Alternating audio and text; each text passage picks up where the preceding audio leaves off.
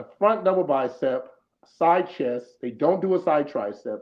They do a back double bicep. They don't do a back lat spread. But in bodybuilding, you do all the poses. And but this kid, he would think the kid was my buddy, was his trainer. I think he was like 22, 23, won both classes. How is that possible? I Well, watch girls do it in bikini and figure or in figure. How is that possible? There has to well, be rules that state specific things. So you're good at women's figure, you win that. The girl who does bikini or women's physique, I don't see how you give a title, two titles to, because you can't do it as a pro. So I don't see how you can do. That's like Chris Bumstead said. That's like Chris Bumstead saying, "I'm going to do classic physique and open bodybuilding." He's not going, and he tried it right after he retired. He went to Romania and tried it, and he came in second because you can't do it at the pro level. So why should you be able to do it at the amateur level? Because again, like you said, it's a money thing. But the reason why they're doing that with bikini and fit or the fit model and bikini because there's so many girls already. Can you imagine if these girls were able to cross over how long shows would be? They would take forever. yeah. So that's Here we got one of the reasons why I feel that they created that specific rule was because if you if and it makes sense because if you can't, they don't want muscle definition. They want certain things, and some of the bikini girls have muscle definition, all this stuff, so they would have to soften up to do that. So that's why they're like, okay, this is the first time that the IFBB and the NPC have put their foot down and made it so that there's a distinct rule between the two. So if you're going to do that for fit model and bikini, why can't you do it for the other classes like figure and women's physique, uh, yeah, classic physique and men's bodybuilding? Why can't you do the same thing? But they're not. It's crazy. yeah, yeah. Here's my man here, Jeremy Remo, aka the Art of Female Muscle, the Femme Physique fan. We talked about this before about a couple weeks ago, Jeremy. How there was in Keith, there was a young lady that Jeremy told us about how she won. She did like how many Four. divisions? Four Four divisions. divisions. She And did one of body. all, She did. What did she do? She did wellness, figure, physique, and bodybuilding, and won all four. how is that possible? And And you know what she did? how is that possible? That's exactly what I said. But And get this, she has a bodybuilder physique. How does someone with a bodybuilder physique win wellness? yeah, How does someone win figure with the same physique? It's like you say, it's getting ridiculous. But I mean, like you said, also it's about money. yeah, You can't blame them because as long as they have the ability to do it, they're going to do it. But it just becomes so ridiculous after a while. I get really depressed now about yeah, even talking about this stuff because it's like it's just going downhill so quickly. And now with the advent of this fit model division, it's just going to get even worse. And then that's what laughed about it when I found out they actually did it. He said, "What the hell do you think the future of that division is going to be? They're going to do exactly what fit model, what they've done with every other one. They're going to let it get out of control because of bad judging, and then they're going to give it a warning. They're going to put out a memo saying, oh, everybody's getting too muscular, and they're going to keep right on doing what they're doing, and then they're going to have to come up with another one, well, another because here's division the after bottom line: that." there's no accountability when it comes to judging. I mean, there's just not. Right. I mean, It's that's the oh, it's problem. always the women's fault. It's never ever the Yeah. judge's fault. Here I Ever. got my man Damon J coming through. Says, "Looks like I came just in time. I appreciate that, brother." Also, Damon said this. He says, "Arnold Schwarzenegger is not giving the women's bodybuilding or women's physique divisions respect for ever since he had gotten out of shape himself with his bloated dad bod. Now, that is what happened when you spend that much time in Hollywood. Remember, you can't forget he was the governor of California, and you remember during the time, as you know, there's a causal when you become like a governor or president, you have to give up your business. And he pretty much he had to give up, even though he still went to the Arnold and was there, take pictures. You get like I think like a 30 seconds, and that's $500, I think it is. but he's just a figurehead. Well, he remember he took his pictures down at Gold's Gym when he became governor. Disassociated himself from the sport. I'm like, bro, you're already pumping iron, smoking weed, so you're already exposed. So who gives a shit, you know? But then to walk away from something that, and that just tells you how he is as a person. You walk away from something that made you who you are, you know. And I just told somebody this the other day. Well, actually at the show, I said, how do you call yourself a sports festival when you start to eliminate certain classes in the show where that's like saying Jack Tatone has his natural show or his regular show. Hey, he had natural pro bikini, but then everything else is amateur, and I get it. Like Chad Nichols has done the Muscle Mayhem, where he had open men's bodybuilding, but everything is amateur. But that's like saying going to an amateur show and sitting there saying, well, we're gonna do bikini, fit model, uh, men's bodybuilding, but leave certain classes out. That never happens. That doesn't happen. So it's like, how are they? If I'm Jim and I'm Tyler and I'm Steve and I have the power that says, here's the thing. If Olympia has every single class too that competes, you have to have the same thing or you just don't have a show because they're the ones who sanction it anyway. But they don't do that. And I don't understand why they don't do that.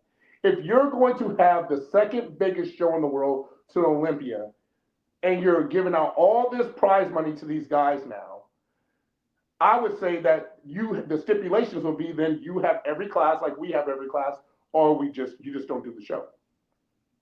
But they're not doing that because I don't know why, but that lies the problem with me. And it's like you can't call yourself the Olympics, and now they're bringing softball back, flag football back to Olympics. They're bringing things back that they took out of the Olympics because they understand people want to see the shit.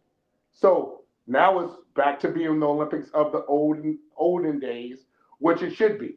So if you're a sports festival, why isn't it the same? Why aren't you replicating what Olympia does? Because Olympia is the biggest show in the world, they say. Why aren't you doing that? That's my question. Mm-hmm. Yeah, somehow the Arnold Sports Festival is able to come up with places and money for the medieval fighting championship, where you have guys dressed up in armor hitting each Yeah, other with swords. yeah, You're able to come up with that. You're able to come up with pole dancing. yeah, You're able to come up with slap fighting. But then you can't bring back women's bodybuilding, women's physique, or figure. Or I mean, somebody else. it's just the arguments don't fall. And then also to what you were saying, George, that Arnold is no longer involved. Why was he the one who made the announcement? Because the Why same was the thing. one that he was saying I'm going to help do I'm going to bring the prize money back? It's like, Because okay, if you're not involved, why are you making the announcement? Why isn't your successor doing it? well, Whoever because that is. we all know he's just the face of it. Because you know what, his But money's that's not. but His that's my money is, point. yeah, but his money's not as deep. Because remember, a while back he got divorced, and Maria took half of everything. Whatever he's getting, he's like any promoter is being sponsored. Or also you have Jim Littlemore's family. He remember that was his partner for a long time. He passed away about 3 years ago, 3 or 4 years ago, and now it's really because again he's the face, and he has to be out in front. You put the front man out because other people gonna pay attention to. But again, it's not really so much his money; it's from somebody else who's giving the money. We got here a comment from Raheem Hamilton. He's always a shit starter. He says, "Is Jake a rich man? If so, why all the focus on Arnold? It's not so much the focus on Arnold, but because here with Jake, he's at least doing something. He's doing something for the female divisions. He has a show like the Rising Phoenix Arizona Pro, where the women are. That is one of the true standalone women's shows. There are no banana hammocks, no board shorts. They don't share the stage with like even the amateurs. It's all women. And my man, he's been there a few yep. times. And that's It's this with Arnold. I don't know. Jeremy said, I'm really not understanding what's going on, and who's the money behind the machine of the Arnold.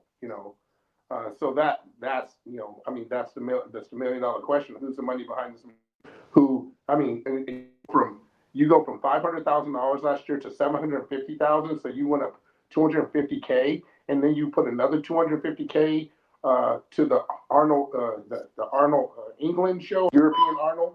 That's crazy, So again, who's putting the money behind the show? Yeah, it has to be somebody because you don't have the money like that. Here we go. We got my man QKL Wanda. You get it. I'm hearing my voice. I guess. Oh, sorry, my Bluetooth to my gym just turned on for some freaking reason. All right, you get it straight out. So let me. Okay. Can you hear me? All right. Mute you for a bit, Keith. All right. We have here a comment from my man KL the Wanderer. He says, shout out to Fit Model and Bikini. He says, hey, what's going on? Not much. Also, he says, pole dancing would definitely be interesting to see now. Well, they've been doing it for the last, I think, 10 years or more, ever since they added to the Arnold. So it's not nothing new. And also, he says, don't expect Arnold to do something unless it's going to be a movie punching bad guys. Well, if you listen to his video, Arnold, when he's making this announcement, he keeps saying, I'm raising the prize money. I'm getting this money in. He's not saying the Arnold. He says, I'm doing it. Arnold is running the Arnold now. And Arnold Right. came out and says, I don't know, it was a few years back where he said he wants 6 different Arnold sports festivals on 6 different continents. So that's his goal. And the one in England was a smash hit last year. So what he's doing to bodybuilders, and shit, I wish I was back in my prime. What he's doing to these bodybuilders is trying to lure them out to sit here and says, look, you can make over $1 million. And that's what he said. You can make over $1 million in prize money in less than a year if you come out and do these shows. So what these guys are saying, like Derek, I'm sure Derek, after winning that 500,000, he was like, I'm good. But then Pittsburgh Pro says, hey, we're bringing up, what was it, 200,000 or whatever the case may be. Why wouldn't you? If you're a man, if you're still in shape, and and that was a tough competition between him and Nick, you're going to go out, besides Samson, because he's the champion, gonna go out and be like, why not? I can make so Derek in the last 2 shows has made over $700,000. You'll be a dumbass to not to do it if you're in shape and you're one of the top 5 guys. Why wouldn't you? Besides Samson, who's trying to defend his title, and hopefully we see that prize money go up, because if not, you're gonna see a lot more guys jumping into Arnold than giving a shit about the Olympia at the end of the day, because they can make more money. Yeah.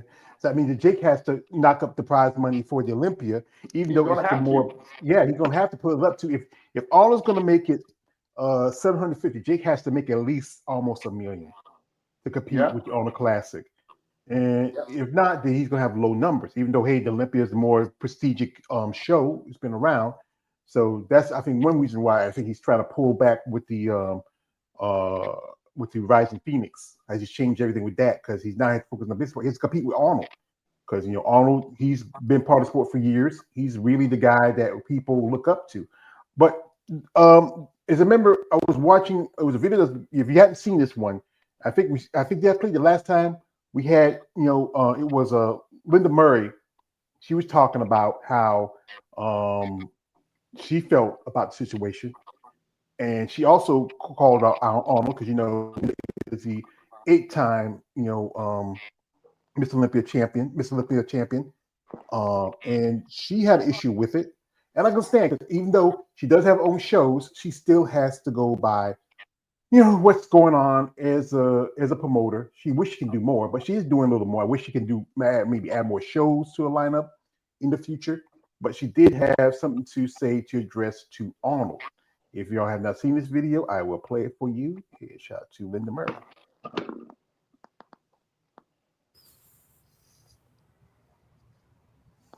You guys know what I'm thinking. Ladies, you know what I'm thinking. Okay. So this message is in regards to the announcement that Arnold Schwarzenegger just made about 26, that he will increase the prize money for the open men bodybuilders at the Arnold to $750,000 for first place. Well, I love numbers too, and I want to share this information. At your show in 25, there were 18 women, 3 divisions, and 18 women received together, they split $108,000. You gave to your third place open men bodybuilder, I believe it was Andrew Jack. He won about 100 grand. So one man made $100,000 all by himself, and your 18 women shared $108,000. Need I say more? Well, Andrew Oh, Jack posted something. Yeah, Andrew Jack posted I something. now I didn't understand it. Now I completely understand it. Wow. Yeah, yeah. And Andrew Jack posted this. It's on his social media. It says, me, IG 850K, 18 of them is 3 million plus. Common sense, me versus them is 6 is 1 ratio. He says to Miss Olympia, you can even you contracted yourself with this simple maths. And here he posted this. He says, your payment is processed. It may take until the estimated date below. So this is his transaction. Now he paid with $70,000. Federal tax withholding is 21,000, and then he receives almost $50,000. But still, Andrew, you still get more than most women do at these shows. And then what was Olympia last year? Because I know he competed Olympia last year. Anybody? What'd you say? What was Andrew Jack placed in the Olympia last year? Well, Samson won it. Derek, he was third or fourth. I think Derek was second, and that means that Andrew had to be like Yeah, in he the had to top. be. No, he was fourth or fifth. I can't because it was Samson. It was Hade Koopa. I know Derek was in there. Andrew, and then the kid from Germany or something. So he was top 5. I know that. I don't know what placing he was, but again, now it all makes sense. And he kind of got butthurt from what I seen because he was like, "Keep my name out of your mouth." This and another. All she was saying, Andrew and everybody else out there, was that the guy who placed her, and that could have been anybody. I mean, so it could have really been anybody. She wasn't personalizing. She was like the guy who placed third made 100 racks. And between the ladies at 18 ladies, they got to split 108 racks. So she wasn't calling him out. She was just saying the comparison to what he made, which, it's like, here's the thing that people understand. When I play in the league, and that's why people look at these numbers and all this other shit. All those big numbers of 290, I think 30 just got 281 million, 181 million up front. Do you understand that Uncle Sam, when I played in the league, got 36% before I seen a dime? That's not less the whatever percent I was paying my agent. I think 10% I was paying my agent, et cetera, et cetera. So all that shit I gotta take that hit before I even see a dime. And then every state I play in for, and that's signing bonus money and whatever I sign to, every state I play in, they tax you on that state you play in. So it's not like, and then once the season over, that money stops. So your payroll money stops. The season over, you start getting paid. And Travis Kelsey made a great statement. He's like, shit, I burned through that money my rookie season so fast and didn't realize that it was going to run out so fast with taxes and everything else. That's what people don't understand. So I get his point when he says after taxes and this and that and the other and expenses that is not even close to remotely what that number says. And I think that's what they're trying to do and the promoters are trying to do and the sport is trying to do is trying to raise the prize money because they understand, we all know we pay taxes, fuck, it's a bitch. But when you're up in the upper tax bracket and not unless you're showing a loss, like Jake Woods or some of the other people, taxes are a bitch. I mean, literally, I pay 36 or 37% before I see a dime to Uncle Sam. Yeah. So, Well, yeah, I understand because when I was working, yeah, you got to count also taxes, medical stuff like that. Like I do contact fighters. Fighters when they fight at a fight, they most of them don't even have full-time jobs where their pay money is not that much because you have to pay your coach, your training partners, your everybody that's involved with it, and then after you pay the taxes, you might get a good $20,000 to $15,000 out of the check. That's why one thing is UFC they have a thing like fight bonuses a night. That's $50,000, and that could change some people's lives, especially as a fighter. We got here comment from a man K. Ellie says, if he's not allowing FBB to be in his shows, then what makes you think he's going to allow them to end the shows and raise the money for them? I'm not thinking he's going to do it. I'm not. no, But you know what? It should like be the opportunity for the ladies because hey, a lot of them would love to do the Arnold. Back you remember I interviewed a Iris couple won it ladies. for 6 years. Yeah, she won Mr. National 6 years in a row, and actually 7. And that was the one thing he said because they didn't like Iris. But again, she's if her prize money at the Olympia was at least $50,000 to $100,000, she wouldn't do the Miss International. She said, "Hey, And I think she was making what, 35? I think they were making 35 when she was competing. I know it wasn't 50 because they just raised it to 50. yeah, And Jake made that announcement at the World Championships because I was there in person for that and said women's bodybuilding, women's bikini, women that it was going to be straight up across the board. So it wasn't going to be any for the women. It wasn't going to be any discrepancy on one class is prioritized over another. They're all the prize money across the board, which again is still shit compared to the men. Because I think the guy who comes in 10th place makes 50 or something like that. yeah, that's not So, much that time. I Yeah, get it, and again, we all understand that Linda and Arnold didn't get along, or towards the end didn't get along or see eye to eye because she called him out in a lot of shit. Especially when she got some kind of award at his show one year, and Arnold said some funny shit, and I can't remember. I would have to go back and look, but Linda is a very well-spoken, speak her mind type of person, and rightfully she should be. When you're 8-time Miss Olympia, you should be able to say whatever the hell you want, and stand up for your girls, and that's what she's doing. And like Lee Priest said it best in that video you played, George. He's like, if you stand up unified together as a whole, men and women, where would the IFBB and the NPC be? They wouldn't be anywhere because without us, there is no shows. yeah. So at the end of the day, but again, it's individualized sport, so everybody's looking out for themselves. And and that lies the problem, instead of being unified, because it's not a team sport, it's an individual sport. So everybody's looking out for their best interests. So it's they almost need to have like we do in football, like a rookie, like a symposium for bodybuilders to get together, whether it's via Zoom or via in person, and be like, and create a board. And I mean, like I remember when I played in the Arena Football League for a few years, we didn't have a union. Then we got a union, and the fucking owners were in an uproar because now we're protected. Now you can't fuck us over. Now we have insurance. Now our money went up and all because they seen what the Arena Football League and the NFL as well. They seen what they're doing. So salary cap money had to go, or our money had to go up for the athletes because without the football players, not the coaches, without the football players, without the athletes, you got shit.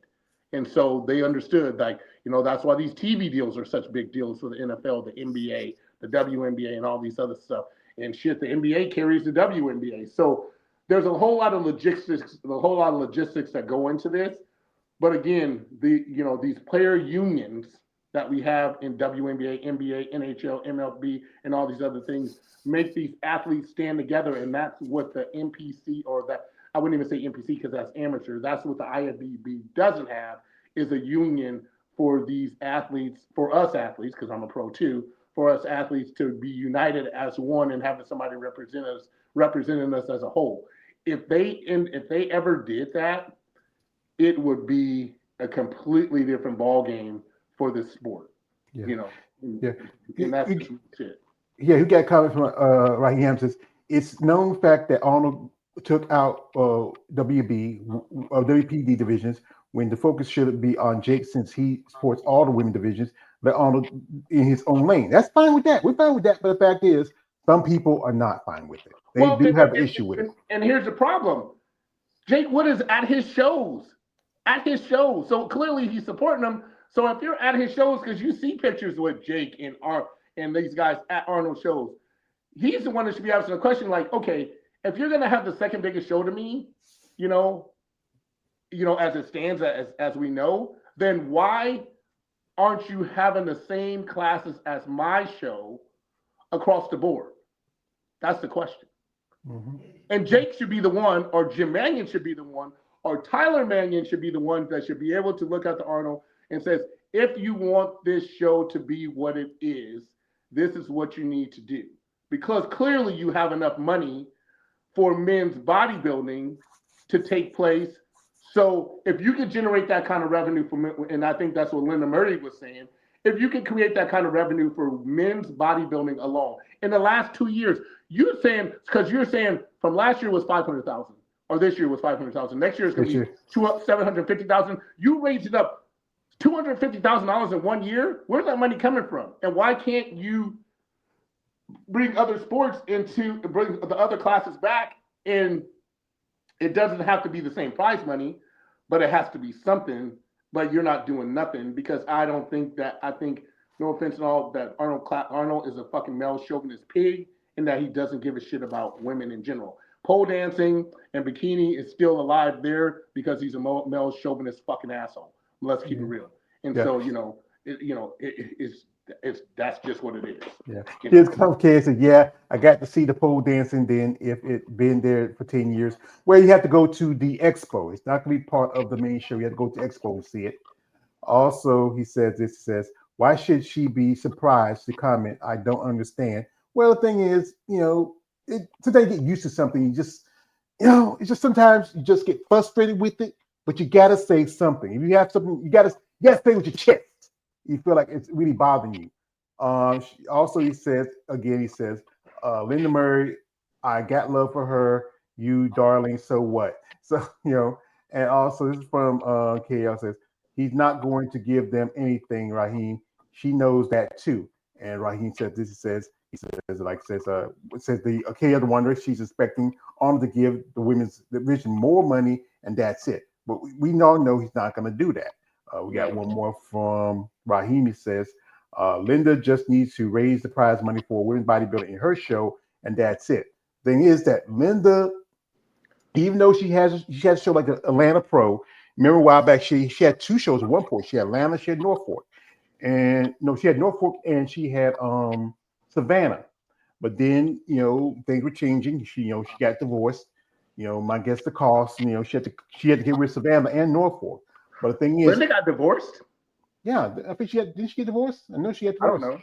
I think she, because you don't see her husband around her much anymore. And I think she mentioned it. You can check it on IG. I think she got divorced. But the thing is, she doesn't have the backings and the deep pockets like Arnold, and the connection like Arnold.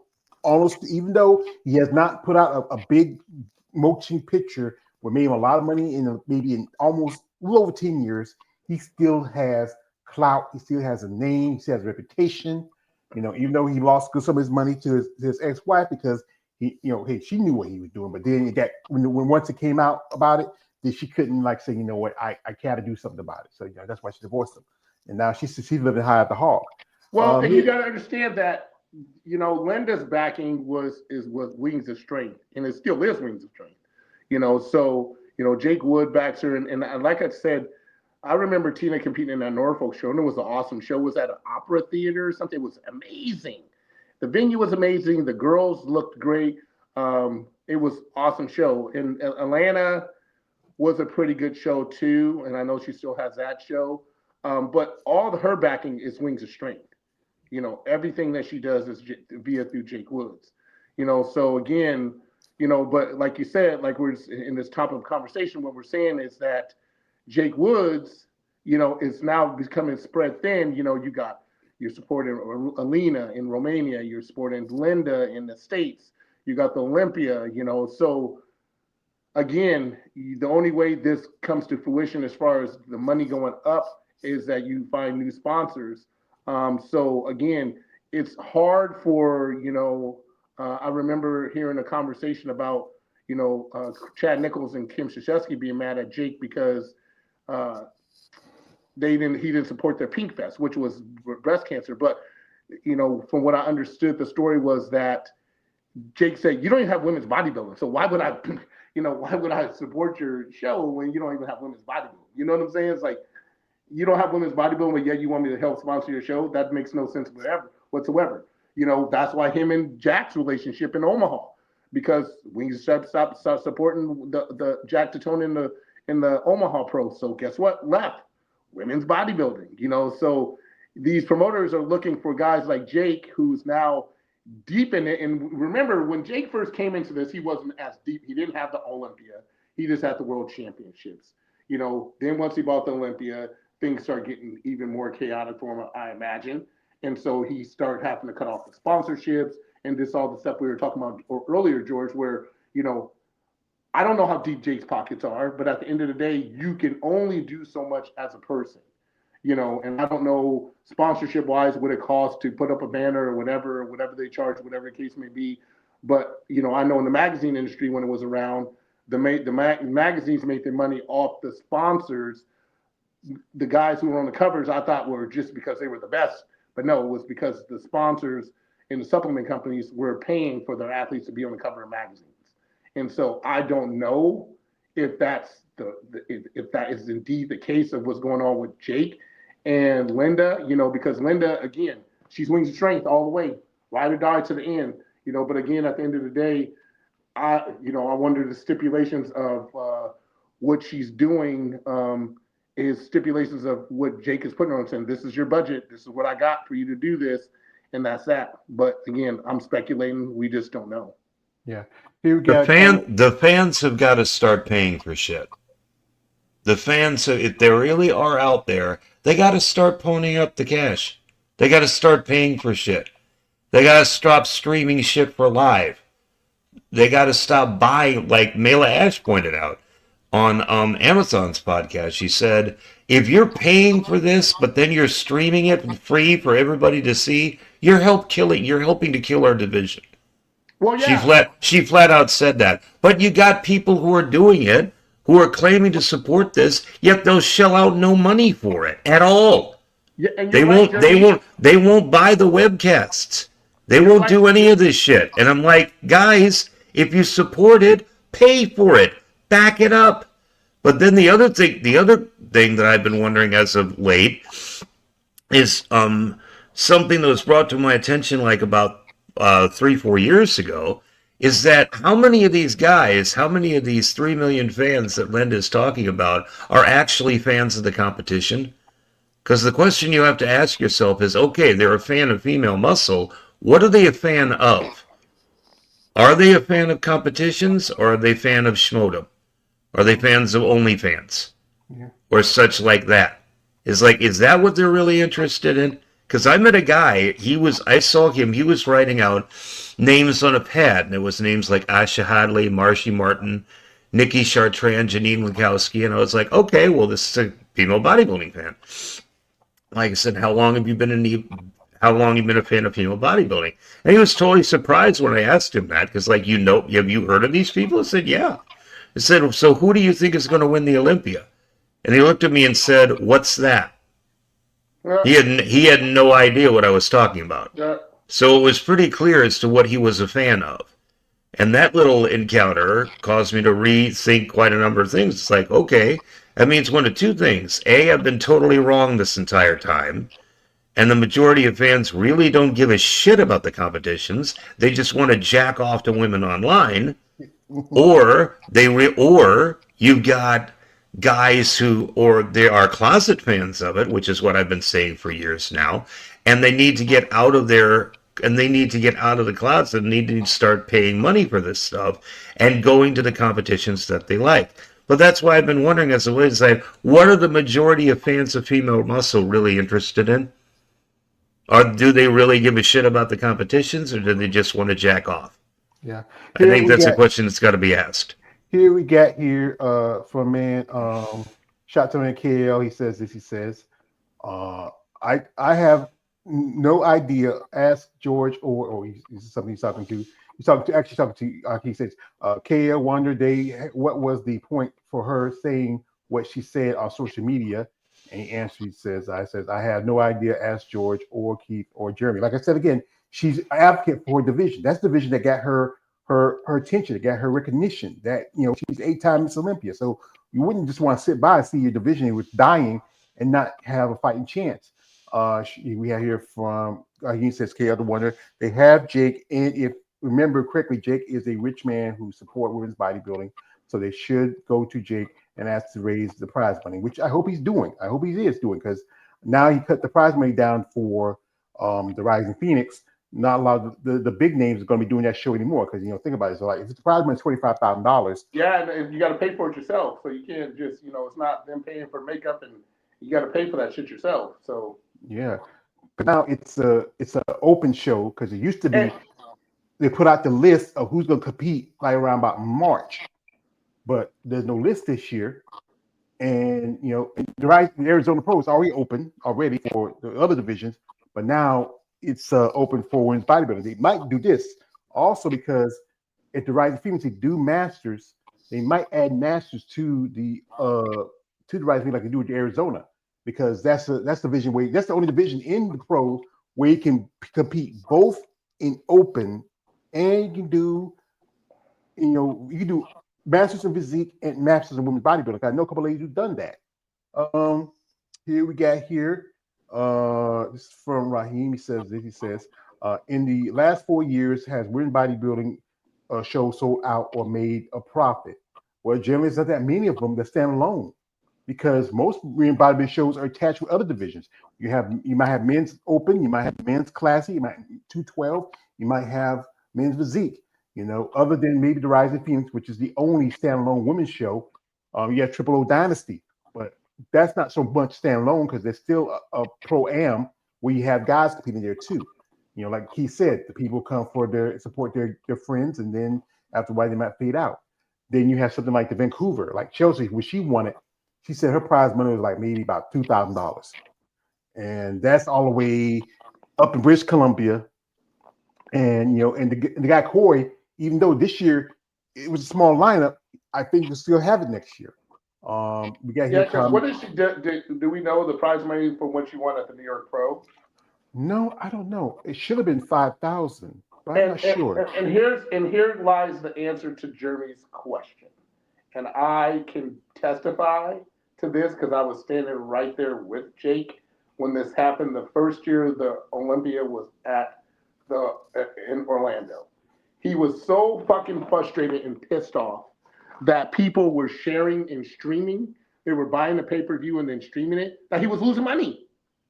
And so he's losing money. Right, that's exactly what happens, and that's why you shouldn't be doing it. We were getting on the elevator at the Hyatt, and I was like, so, we were talking about Hadi and all this other stuff, and how, and I was telling him how, I said, when you're live streaming this, people get to see it and are really confused, and this is on part of the judges, that they're not understanding. Like when Tina, like we have it at our bar, and the people like, I just don't understand because this girl looks much better than this girl, and this girl looks much better than this girl, but this girl's winning this, that, and other. And Jay kept sitting there saying, he goes, it was the first year they live streamed, and he was just pissed because he goes, and this Nico who runs his live stream was like, there's nothing they can do about it. He's like, we got people who buy it and then stream it, and then we're losing money. So I think, and I looked at him, I go, so why even stream it anymore? If you lose money, then why even stream it? You want to see the show, come see it or watch shit afterwards. Well, like with Arnold, he don't even charge for the Arnold Classic. He shows it for free. But this question is, how can you show it for free? Because that's when you got to pay the whoever sets up the live stream, and you have to pay this and pay that. How are you doing this for free? Like I said, because it's the Arnold. Because it's the Arnold. That's why you can come up. You can come up with an extra. You can come up with an extra $450,000 over 2 years to give to one guy. Yeah. I mean, a free live stream is nothing to you. No. So it's just, I mean, it's a question of how much money the guy's got and how much he's bringing in. Jeremy is absolutely right. Yep.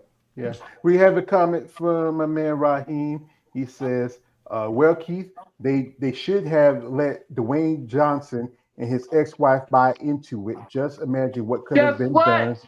Guess what? When it came out that that whole idea was trying to come to fruition, you know what everybody said? They said The Rock would ruin the IFBB by being the owner. What the fuck? Right now he's ruining wrestling. It's it's like he is box office. He's Of created course, football. yeah. He's created this football league that's on ESPN every week. The USFL, and they actually combine the two leagues now. So you have the United Football League and another football league who now combined as one, who play against each other. And he has this show, fitness, this show on TV, and he's doing all this other stuff. How can a guy like that ruin the sport? And the reason why I think that they love the idea that Jake bought it, because Jake doesn't, and no, it's not no offense to Jake, because I love Jake as a person, as an individual. He messaged me when I got injured and everything else. But Jake doesn't know the ins and out of show business like The Rock does. And so The Rock is not going to let Jim and Tyler tell him something that he already knows and how the industry he's been in it for years, whether it's WWE or TV or movies and stuff like that, how it works, because he knows how it works better than them. But again, when it comes to the IFBB and the NPC, it's being held by one person who, in essence, grandfather his grandson in. I remember Tyler when he was this big, as a wrestler at Maryland, and would come to the shows with his dad. And all of a sudden, he is head judging, and all of a sudden now he's the vice president. And I'm not mad at him. It's like LeBron getting his son to the NBA. People fucking hated it. But when you got that kind of juice and that kind of clout, why not? That's what he did. Nepotism. Jim Mannion did it before LeBron did it. And everybody hated LeBron. He got going and getting into the draft and getting picked over other guys. But when you got that much juice and you got that much clout, and if I had that much clout for my son, I'd probably do the same thing. And my son's a phenomenal basketball player. If I was LeBron and my son was playing and I wanted to play with him, that was my dream. I'm going to pull all the strings out to do it. Jim Mannion did the same thing to his grandson. He knew his son didn't want anything. He likes taking pictures. So he knew the person that he was going to groom in was his grandson, and now Tyler runs the shit. You know what I'm saying? I mean, Tyler spent 4 years at Maryland wrestling, went from 4 years at Maryland wrestling to becoming the vice president and the head of the NPC and IFBB. As they say, grandfather in. And again, I'm not questioning his judgment of what he knows and doesn't know about the sport.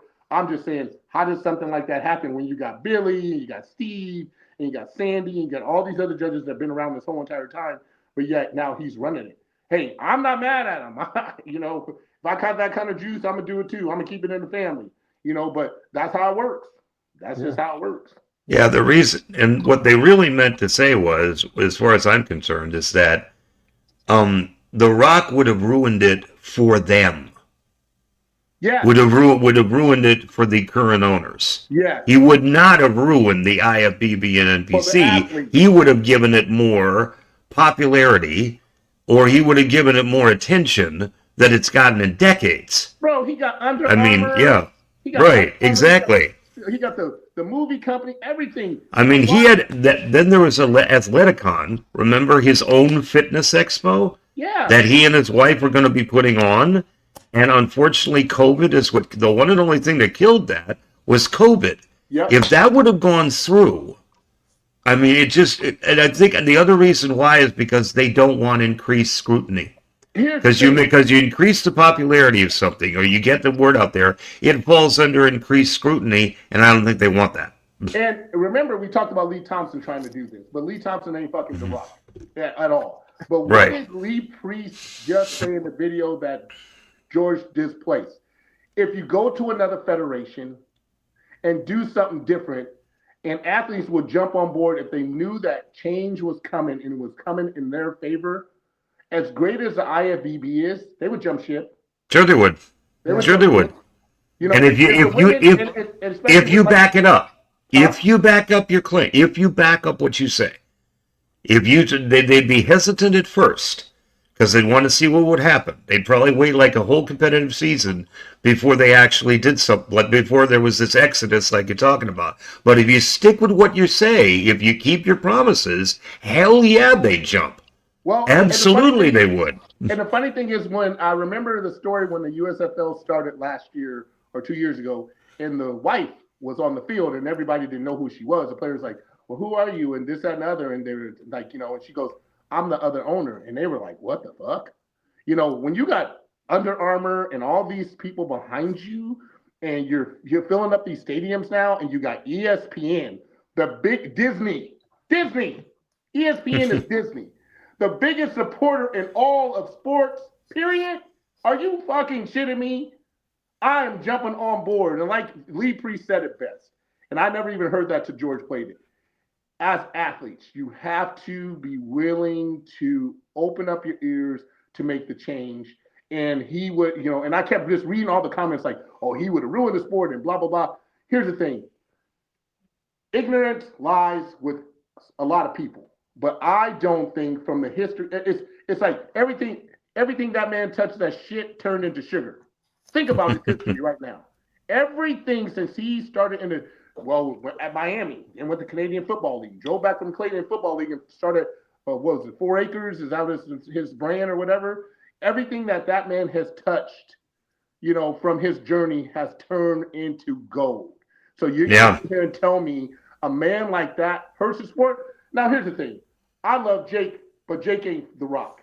Jake doesn't have the fortitude as far as the sport, because Jake played football too, because we used to talk football all the time. But Jake wasn't at that level, or, he had to hire people to give him guidance. That's why he hired Dan Solomon. That's why he hired, all the people that he has on this team, because he needed guidance if he was going to go big on this, to do it versus The Rock has a team. Kevin Hart has a team. There are certain people in the world who have teams that can make shit happen and don't need anybody but what they have to turn it around, and that lies the problem. So when people said that, I started laughing because I'm like, really? You're talking about an athlete, a guy who, was not a starter at Miami, who was grinding. Now he makes the most movies out of the most money out of any actor in Hollywood. Are you shitting me? It's like, and that's not including the millions that he made. We were still talking Dwayne, right? yeah, That's what. Yeah, I mean that's not including the sheer bankability that he made in the WWE. yeah, I mean, in all those years, I mean, easily the guy is just dripping with charisma. yeah. I mean, it's just like, and it's like you said, it's like everything has turned golden with this guy. So why would anybody think that if a person like that, with that kind of cash and that kind of charisma, would do anything wrong with anybody's stuff is beyond me.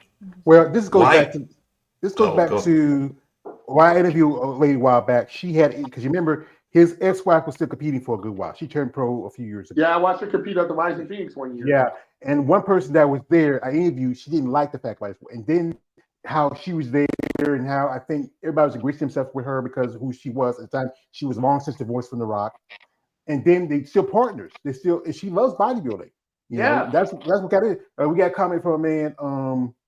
Raheem says, George, The Rock is not ruining wrestling. Dwayne sits on the board of directors of TKO. Triple H is the booker and a bad booker at that. I wouldn't say that. Triple H did pretty What? Wait, how? Triple H, a fellow guy who's been in the business for how long? For how many decades? Doesn't know what he's doing when it comes to booking? Anyway. That was a miss for that whole thing with the Travis. But that was the thing. But you had Triple H has been at the Olympia many times. So yeah, quite a few bodybuilders have gone there. We have here. This is from Raheem says, why not just have a TV streaming deal with Tubi or Max, who need content on their streaming channel? They should do that because Tubi. Because they're backwards with technology. This has been the Exactly. this has Because been they're the still this has trying to been the run case. everything through wings of strength. That's why. Right. And it's just I've had this criticism of them for years. It's like, well, everybody else was getting on the streaming background. They were still doing, do you remember this, Keith? They Yep. were doing texted play-by-plays. Texted Yeah. play-by-plays on forum boards. Like, okay, they're writing out, okay, this person is coming out. It's like, for fuck's sake, get on board with streaming. Yeah, And and then you muscular got development and started. Muscular development started that because I remember when I was an amateur, you had Flex and Sean Ray and Dave Palumbo sitting in the press row typing the play-by-play, typing the right. play-by-play. And it's just mind-boggling that they just do not get on board when it comes to technology. And this whole thing with the live streaming and such, they've already come up with solutions for that Yep, as to how to get about doing it. I found out there's this company called Yonder, and that is what they do is deal with cell phones at live shows. yep. People like who was it? I'm trying to remember who was, but it's like many named comedians. Like all you do is you have to put your cell phone in a bag that is only accessible and only unlockable via that company, via unlocking stations that they have outside the venue. They've already come up with ways to get around this, but they don't explore it, and they don't look for it because Yeah. all the people who are running this, they haven't been around with new technology. So it's like that's been a problem, is that get on board with technology, people. Just had a show just this weekend, the Ultima Classic. Shout out to Rachel Daniels. She won the show. That Amazing Miami? physique. Yeah, I think she's from Miami or Tampa No, like no, that. that show was in Miami, wasn't it? No, it was in Shreveport, Louisiana. Okay. The promoter of that show doesn't do a live stream. Now, there was some pictures and clips and posters here and there. Somebody posted the videos or sitting in the audience taking videos here and there, but he doesn't do a live stream, just like Jack Tatone. They had at least almost 20 women at this show for women's physique. It was the largest lineup for this show. It was a stacked lineup for WPD. They did a really good job. Yeah, So. I mean, you had Rachel Daniels, you had Marika Jones, you had Paula Ranta, Daphne Holmes, a couple of ladies I interviewed on this channel. It was a stacked lineup. But you didn't do. And I remember last year when they had Natalia Bostova. That was the first American show, and she and Heather Graham. I'm sorry, Susan Graham. They were the top two. A lady who just interviewed Donna. She could be that show plenty of times. This thing is, it's not new technology streaming. It's been around for almost 20 years. Yeah. Like pay-per-view. It's pay-per-view. It goes back. You can't just. You can get some kids. You're not too far from Marquette College. You can get some kids who runs the AV club, and they can set up something. Like I remember Jeremy High Church. They do that. Yeah. You can do that stuff because people are not going to have the money or time to go fly all the way to Louisiana to go to a show, to pay for tickets, to pay for this, to pay for that. It's easy to sit at home and maybe pay $40, $60. And you can watch it. Now, one thing I think New York Pro did was they did an anti-streaming thing, and They did. They had an announcement that said if you do in fact do that, then you're subject to copyright infringement, and we're going to come after your ass. Yeah. Hey, And who does that? Who makes that announcement several times on Sunday? The NFL.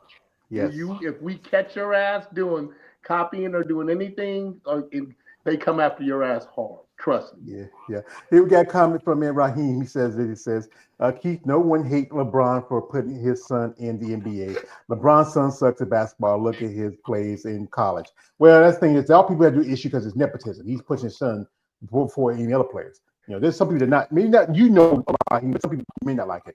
If Dwayne was in charge of the Olympia, Miss Olympia would have contract deals with Under Armour and would have TV movie deals. I could probably believe it. Also says Dwayne would have brought the Olympia back to ESPN. He has a deal with ESPN and ABC, CBS on air with the UFC XFL games. And he says Jake needs to call Dwayne ASAP. And that's a possibility. Isn't that what we've been talking about? Have you not been listening, knucklehead? And Well, nobody hates LeBron. What I'm saying is, when you have that kind of juice and power, people were upset that his son got drafted where he got drafted, got a $4 million contract, now is playing in the G League because of his dad. So again, when we're talking about Raheem, when we're talking about this, we're talking about Tyler Mannion and Jim Mannion in the position that he was able to get himself in because of his grandfather. Nobody hates LeBron. LeBron's an unbelievable businessman. But when your son is averaging 1 point a game in the NBA and they're talking about him over a guy who was the first round draft pick, that's the problem. And that's what people were pissed off about. Not me. I can give a shit less. If Well, that was also the same way. That was the same way with Dwayne himself. I mean, Dwayne yeah, Johnson, because yeah. who was his grandfather? High Chief Peter Maivia, Yep. yeah, who's a WWE legend in his own right. That right there was his entry, because Yeah. he was only in the Independents for like a minute, Yeah. and then the next thing you know, he's appearing with the likes of Triple H, who genuinely was Hunter Hearst Helmsley, the Blue Blood at this time. And then Dwayne joins Nation Domination, the guys like that. But I mean, yeah, if you got an in, why not explore it? yeah, Exactly. Why not? Why not? yeah. So His comment from man right here again. If not female bodybuilder, will go the way of the dinosaur. That's a possibility. Also, he says, when I said Dwayne Johnson, he got real hype. Also, this is for Damon J. Says, Raheem Hampton Arnold owns the Arnold Classic, and since the topic of George video is referring to Arnold, I put my opinion forward discussion. I appreciate that. Also, we got here, Raheem says, the New York Pro is providing that prove that women bodybuilders not making money, only 3 competitors. That is bad, and it's given Arnold more reasons not to bring women bodybuilding back in his shows. Here's one thing I'm going to talk about this, and I know ladies will tell me this. The big problem is these ladies don't have sponsorship. They're mostly paid out of their own pockets. We have a man whose wife is IFB Pro. She has to work. Not only work, but take care of kids, take care of a job. She has to be a boss. I know you said this, that sometimes some ladies has to pay off their credit card fees from the last season. That's why you only had 3 women. There's some women I know with Big Jane, she dropped out because she had to deal with injury. Hey George, you think you could do me a favor? I would love Yeah. for you to, or Jeremy, because you guys know a lot of these female bodybuilders. I would love to want to know, because we always talk about expenditures. And I know, like with my wife, I'll probably write it down, but I don't worry about money like that. But it'd be interesting from the standpoint of talking and saying, what do you pay for your trainer? What, if they have a trainer, what do you pay for supplements? What do you pay for food? What do you pay for travel? What do you pay for hair, makeup, suits, tanning, and all that stuff? And add that number up. And that's why a lot of these women are starting to say, and I say this all the time to my business partner, if it don't make dollars, it don't make sense. It makes sense. Mm-hmm. It doesn't. So I'm spending all this money. I'm robbing Peter to pay Paul for what? To go to Olympia? To go to Olympia and possibly not place, and then I'm spending more money. And then you just had a person with the idea of saying, well, maybe we should have a prejudging before the prejudging. And so it breaks down from if you're not in the top 15. I think Steve Weinberger was saying this on one of his deals. They have a prejudging before the prejudging. So I don't know how many athletes qualify for the Olympia in each category. Didn't they have that back in the day already, though? Yeah, but I was going to say they had, because the whole bringing it back. And so, like, say for instance, some people want to go to the Olympics just for the experience, but they have this prejudging now. From what Steve was saying on this cast on IG, was like, so you have if you have 25 guys in bodybuilding, you have a prejudging where all the competitors have to do it in every category, and then you break it down to 15. Now, if you don't make that 15, you paying out of pocket to compete to go to the Olympia. That's crazy, right? But but the thing is, and I think this is the reason why they may have gotten rid of, because the whole reason, if I remember right, that it's called prejudging is because you had those 3. You had prejudging, then you had judging, then you had the night shift. This was back in the 70s, though. Yeah. This was back long, long time ago. Yeah. But how would that help with expenditures? Well, because what they're saying is if you don't make the top 15, then you have to pay. Like you get the swag bag and the sweatsuit and all the shit. But as far as them paying for your expenses, you got to pay for that. Yeah. But right, I know. exactly. How does that help though with expenditures? Because I you're still paying for your food, you're still yeah. paying for your supplements, you're still paying for travel, you're still paying for accommodations, you're paying for your suit, you're paying for your tanner. I mean, it's like how I mean, how would that? I mean, it just Well, seems like it because wouldn't make a dent in the expenditures. then they're only paying for the top 15. Like the sweatsuits and stuff probably don't cost too much, but they're talking about hotels, flights, and things like that. And the food per diem and the stuff that you get, then that would come out of your pocket. It wouldn't come out of the Olympia pocket. You would have to pay out of your own pocket. So I'm like, I what? I said, so I did all this work for if I don't make the prejudging, to get to the final show. That's like my brother did uh, Shark Tank. And I asked him because he made it, he had got to deal with Damon. Efforting is my brother. He got to deal with Damon. I said, why did you do that? You already got money. He says, I did it for the exposure. But what he didn't tell me was all these people audition in this empty warehouse. Like, I forgot how many people it was. It's a lot. And only so many make it to the show. So you're invited to do your pitch, but only so many make it to the show. And I didn't realize that. I was like, wow, that's crazy. So I think it's like 181 people and only 10 or 15 people make it to the show. But he only did it because of the free advertisement. He had money, but he did it because he knew that that episode of that Shark Tank was going to play and play and play and play. So he just did a deal with Damon, and actually his product, grew by 30% after going on that show. So what I'm saying is, with this idea of sitting there saying, well, you're going to have to do two prejudges, and like Jeremy said, 70s, because I wasn't paying attention to bodybuilding at all, because I was playing football. That you're telling these athletes, if you get to the show and you don't make the cut, then you got to come out of pocket, pay for your expenses. Or I don't know if they're making them pay for their So I think at nationals, when I did nationals, if you won nationals, then they pay for your flight, pay for your food per diem, excuse me, and something else. bless you. And so, thank you. So if you want like nationals in bodybuilding and at the NPC level, if you win, they pay for your flight as long as you have your receipts. They pay for your food and something else. And of course, you're a pro. But that's the overall winner or the winner of each class. So if you Yeah. win your class, you get that back. If not, then you're just asked out. So even though they give out 2 pro cards, you have to win your class in order to get that back.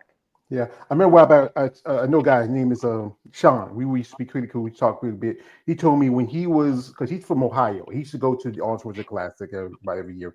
He talked to a wheelchair guy, and the wheelchair guy tell him that they had to pay their own way. And that's the thing is that's wheelchair.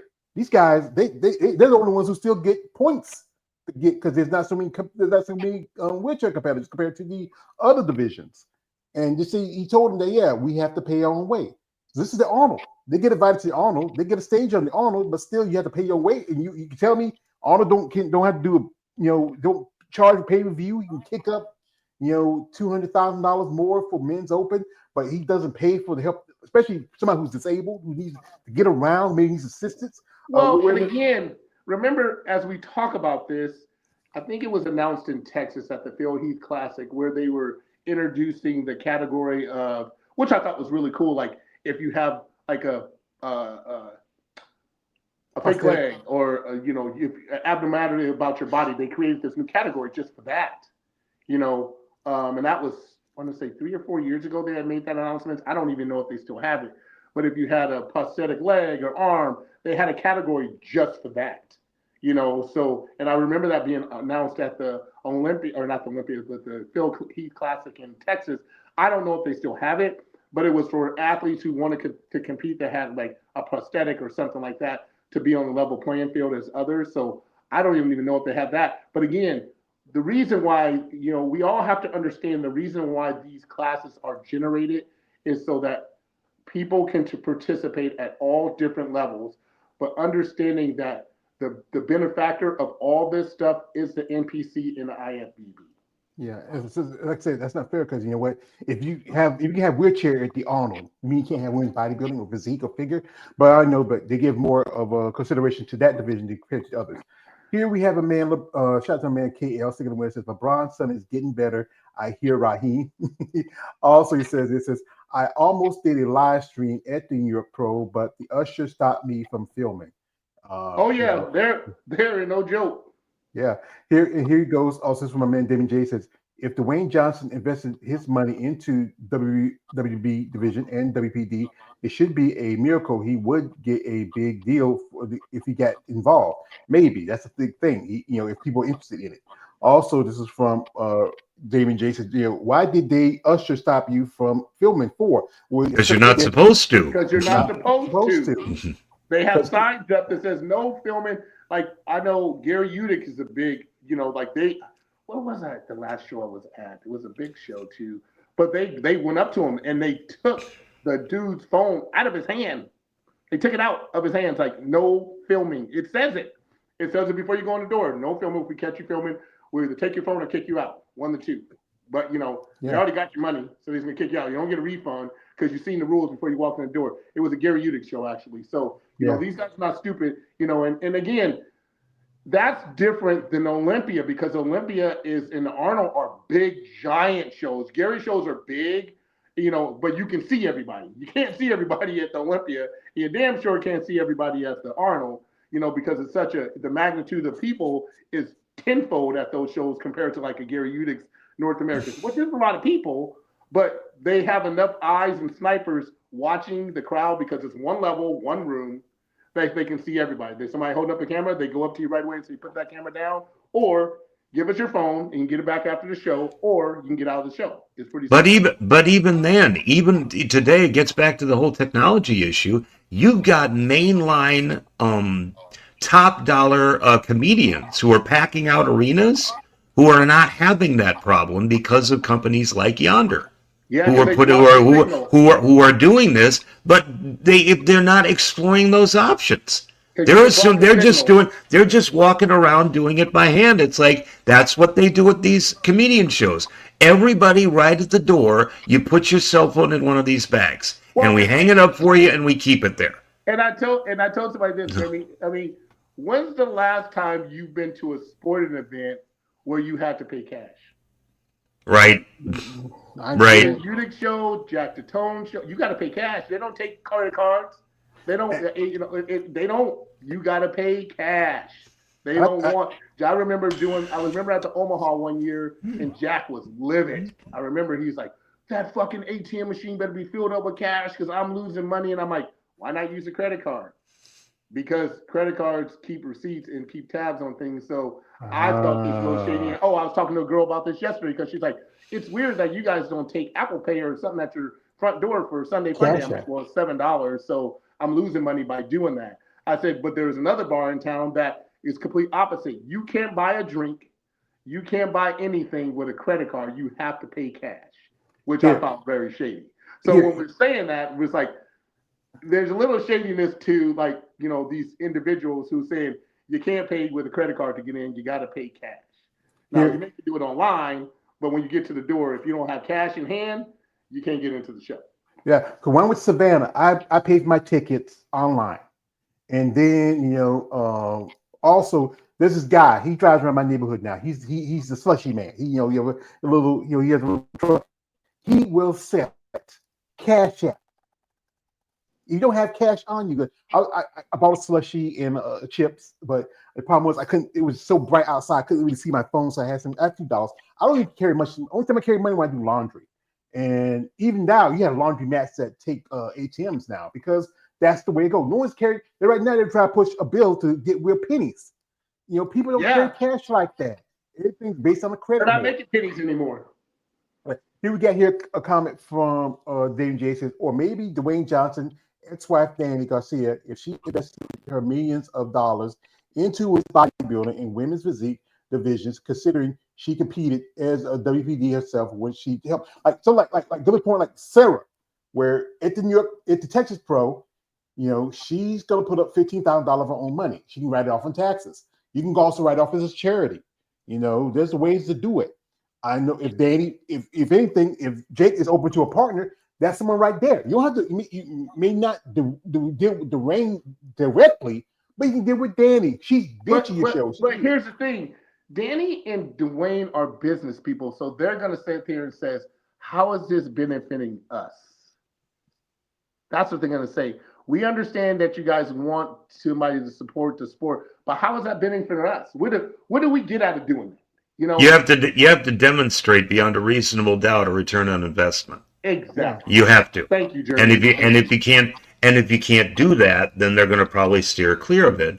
So Exactly. what they're going to what and this was an idea. It's like if you want to once and for all, no question, no argument, find out the popularity of these individual divisions, stop doing what they're doing, and sell one ticket for the entire night.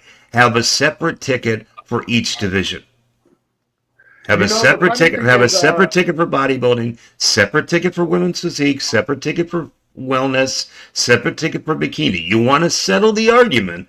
That's how you do it, and you find out officially who's popular and who's not. and the funny thing that you say that, Jeremy, is Chris Mims, who does the Legions Fest, has had that ideology at one point in time where he said, and it went to the it was the benefit of the athlete. So if you went online and bought a ticket, you would click who you're going to see. So if it was, I think Justin Compton competed when I did, it was Hakeem Williams and all these guys, you would be like, who am I going to see click? So if you clicked on like their name, they got like a percentage of that ticket sale. So then like Jeremy's saying, like I was telling Tina, I said, as we have had this discussion on George's cast so many times, when I was looking in the audience and the crowd started to dwindle, when bikini was done and wellness was done, the crowd got scarce. Let's just say that. And so I'm like, so it wasn't men's bodybuilding. I know it's an amateur show and it's a natural show, and it wasn't classic physique.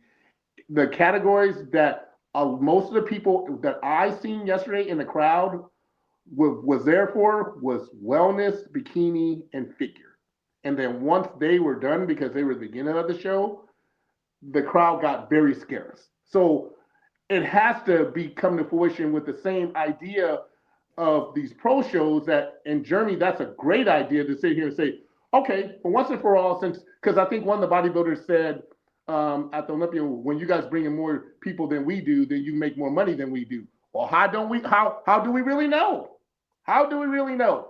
Again, I bring up the example when I was doing the Chicago Pro 5 or 6 years ago, and by the time we got on stage, since we were the priority, there were 20 people in the audience. That's it. All the food was gone, and there were 20 people in the audience at Tim Gardner's show in Chicago. Tinsley, Chicago, Illinois. There were 20, maybe 30 people in the audience. Everybody else is gone. So how do we really know? And like Jeremy says, start putting, are you here for classic physique? Are you here for women's physique? Are you here for women's bodybuilding? Are you here for, 212? And then you will really, really, really know. But that sounds like a little too much work for them, and I don't think they want to do that. yeah, that is too much work because you gotta the tickets you gotta make for each division, or you can do like something like have like when you set up online, you say, hey, this is my tickets for women's bodybuilding, women's physique, finals and prejudging, and that's it. And the thing is, once those are over, you have to get up and go. Well, but George, they do that at the Chicago Right, Pro, exactly. at the Chicago Pro, at the Tampa Pro, the shows I compete in, and they do it for the. So once the pros are done, the NPC show is next. So if you have bought a ticket for the IFBB show, you got to get up and leave, and the NPC fans come in next. So they already do that. So what? So how is that complicated when you already do that? So the IFBB show starts first because we're priority. Then the amateurs come in and the place is jam packed clearly because there's more